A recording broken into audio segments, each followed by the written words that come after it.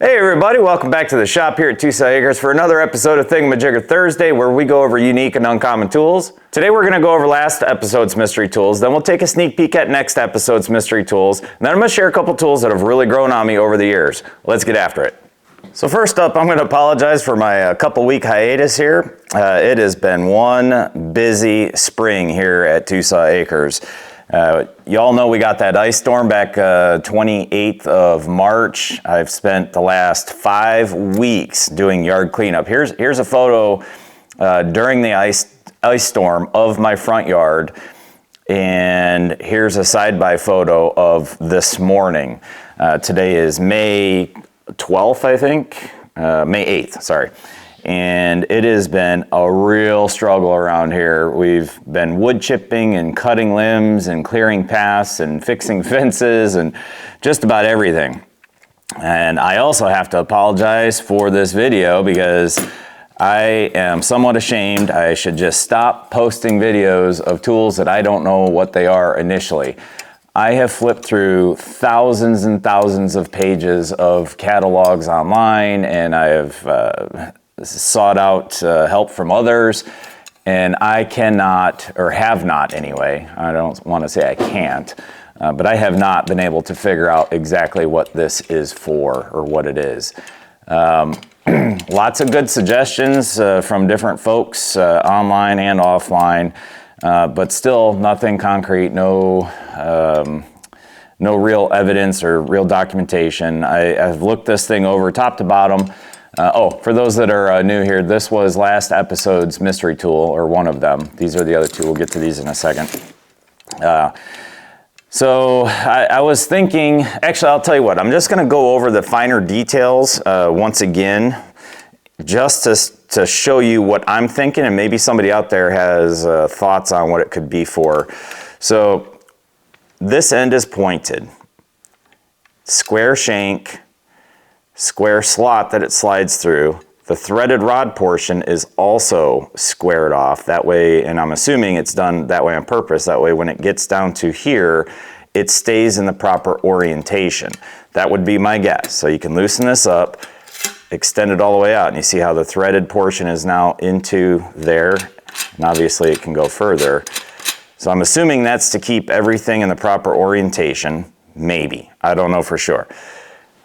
This side being pointed, I assumed it's for stabbing into something, whether it's the ground or another tool of some sort. I was thinking possibly a spotting scope rest, but let's go over the rest of the details first. When you cinch this down, it's still just snug enough or loose enough to where you can adjust the height with the turn knob. Another thing I was thinking about is this being a plastic knob. Plastic wasn't really used widespread in tool making until probably the 60s, maybe late 50s, 60s, and 70s. That's when everything kind of shifted over. For those of us in our 40s or older, you kind of remember the wooden handle screwdrivers, and basically there wasn't much plastic on hardly anything up until then. The top plate here is chrome plated. Now, I don't know why it would be chrome plated, but as far as the metallurgy, this is all just carbon steel. I was thinking maybe aluminum or stainless, but it's not. The magnet sticks to every part of this thing. So I don't think it's for marine purposes or outdoor activities specifically. Like I was thinking maybe a fishing reel holder or something like that, or I don't know. It's just really, really confusing. This top plate here, like I said, being chrome plated, you can see the chrome starting to flake off there. That's how I know it's chrome plated. These style of rivets sure look factory to me. That doesn't look like something that was done by hand. I don't think this top plate here would have been covered with anything like a pad, because I was thinking, like I said, a spotting scope rest. Because it's chrome plated. Why would you chrome plate something that's going to be covered? I mean, unless it was just so that the bottom was somewhat pretty.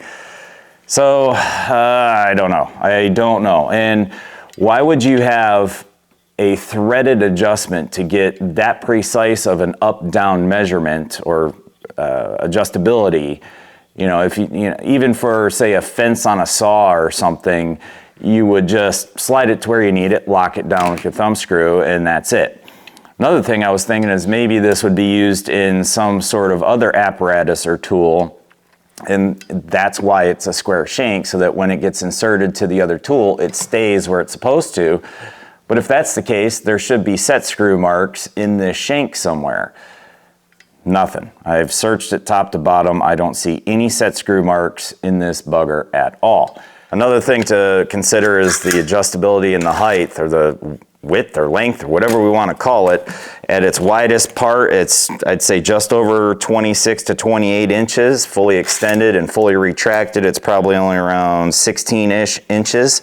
And why would we have a curved top plate here? I mean, it's a very precise. Now you can tell it's kind of been bent in, and it's been a little bit damaged here. So I'm assuming it was a little bit flatter here, but that curve is pretty nice, you know, nicer than most people could do, you know, at home. And why would you need a curved top plate? I am completely lost right now. I've been through hunting and fishing catalogs, outdoorsman catalogs, tool catalogs, specialty tool catalogs, and I've been going to archive.org, just thumbing through literally thousands of pages. So that's where I'm at with this. As of right now, it's just going to go in the stumper pile. I think from here on out, I'm probably not going to show a tool unless I actually know what it is first. But it is kind of fun to try to figure this stuff out. So, you know, sometimes I get stuck, you know, that's why we have our stumper pile. All right, so that's it. If anybody has any suggestions or ideas of what it might be for or what it is, you know, please throw something in the comments, and I will continue looking for information on this thing. Even these bends here, that looks factory to me. I mean, everything looks like factory made to me. So anyway, all right, that's it for that guy. Moving on. All right, so we got these other two here. After you do that, please. Everybody pretty much got right away. They're just pin removal and insertion tools. This one, Daniels Manufacturing Corporation, DMG. Very big in aerospace or aviation. These are pin installation and removal tools. Now, I tore my barn apart. I thought I had at least one or two connectors, cannon plugs, similar to this one that I could actually show you how these work. So I'll just throw a couple photos up here as we go. But these pins inside of here, they have little tangs that stick out. So when you push the pin and the wire into its respective slot, those tangs pop out and hold it there. And tools like these are made to go in and around that pin, release that tang or compress that tang so that the pin can slide out. I don't have any cannon plugs that work with any of these tools. So it's kind of frustrating, but yep, that's it. These buggers are really stupid expensive too. Like this one right here is, I think, around $100 off the DMG website. I got these all at an auction. They came in a box of crap. They also make tweezer style, and I believe this one is broken. There should be little tangs sticking out a little bit further, and those would go around the pin, and then you would insert the pin or remove the pin. There's all sorts of styles though. Like this one here, you would slide that over the pin one way, and then you would push the pin through the connector. So all sorts of these things, and this is the same style. You would push this side over the pin, release the tangs, and then push the pin out of its respective slot, meaning one of those. All right, let's take a sneak peek at next episode's mystery tools. And I have looked these ones up, so there won't be any surprises. Just got both of these at an estate sale the other day. This thing is just really cool. And for those new here, if you got any guesses on what these are, what they're called, names, models, that kind of stuff, go ahead and throw something in the comments, and on next episode we'll cover them fully. Really nice brass butt cap here, or pommel, I guess you would call it, a stacked leather handle. Yeah, it's really cool. It's got to be pretty old. Yeah, the leather's broke loose. Okay, so that's number one, and this will be the second one. I'm not even gonna bother covering up the names.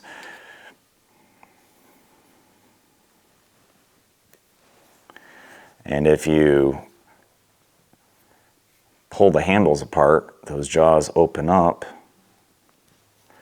And as you squeeze it down, they pull apart. And it's pretty cool. The way these are made, there's a little cam in here. So when you squeeze it together, this cam actually pushes the jaws together. And then obviously pulls them apart. Pretty stout springs on there too. Okay, so there's our next episode's mystery tools. All right, just for fun, I was digging around looking for one of these cannon plugs, and I found this bugger sitting in a bin. So if anybody out there knows what this is, I'm sure my older crowd, at least Gen X and older, knows what this is, but some of the younger folks probably have no clue, probably never seen one. So that'll be next episode's mystery tools. Now, on to a couple tools that have actually grown on me. So I showed this thing a few months back. Oops, sorry about that.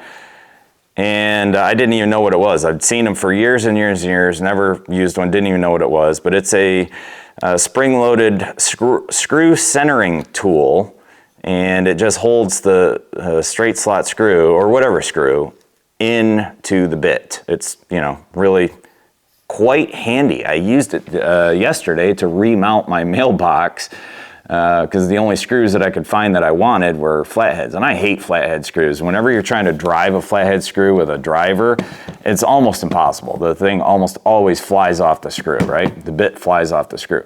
But with this, it's actually super friggin' handy. And these things are a dime a dozen, so it doesn't get used too often because I don't generally use flathead screws anymore, but I really like that. And the other thing that's been growing on me over the years are nut drivers. I never really used them when I was younger. This set here was my father's from 20, 30 years ago. The rest of them are over on the bench. But man, they really are handy. I find myself grabbing for these when I'm working on, just yesterday or the day before yesterday, I was working on a generator and, pulling the carb nuts off, the carburetor mounting stud nuts and the cover plate nuts. I used to always just grab a ratchet with an extension, 1/4-inch ratchet, but these are actually handier. I like these more. So now I either use a nut driver or I use this with an adapter to a socket. Hardly ever use just the ratchet anymore unless I absolutely have to. All right, so finally, I know I had talked about flip-flopping Thingamajigger Thursday with Inside Look, and I'm gonna start doing that now every week. So next week will be the Inside Look, and I know last time, 3 weeks ago, sorry about that, I said I was gonna do that refrigerator pump, and we're gonna push that because I got this now, and I think this is really a cool way to do Inside Look. I put a video out, several months ago about getting into lock picking, and I've been tinkering with it, just sitting on the couch watching news and stuff, and it's, I'm coming along. By no means lock-picking lawyer good, not even close. I got a couple that are cheapo locks that I'm stumped on right now. But anyway, auction last weekend, I got this safe here. This is a early 1900s The Safe Cabinet brand safe.